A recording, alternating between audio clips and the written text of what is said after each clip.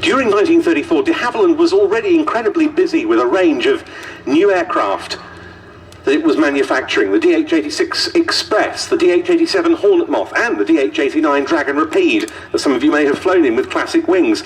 But the company felt that publicity it could gain from winning would outweigh the effort and expense. By mid-February,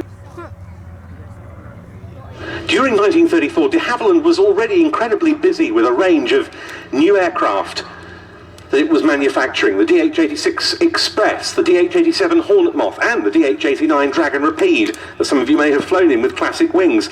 But the company felt that publicity it could gain from winning would outweigh the effort and expense. By mid-February, orders had been received for 3 DH-88s from would-be race competitors.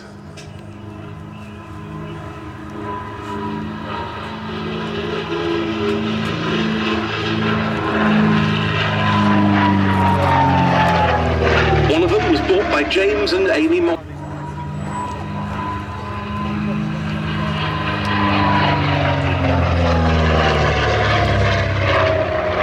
And to power it, the bespoke R version of de Havilland's Gypsy 6 engine, which had been developed in its original form for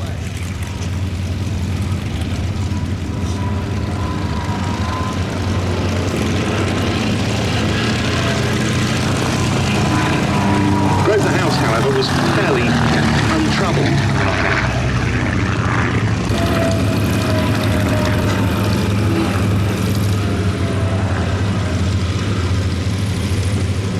The only other Comet to finish was the 4th placed aircraft, flown by Owen Cathcart-Jones and Ken Waller.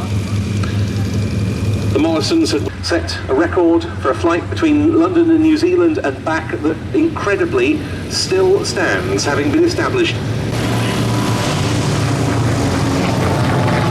It was in that same year, incidentally, that Clipston was approached, would survive, ending up in the ownership of the Shuttleworth collection, who, with help from many sources, restored it to fly, which it did again in 1987.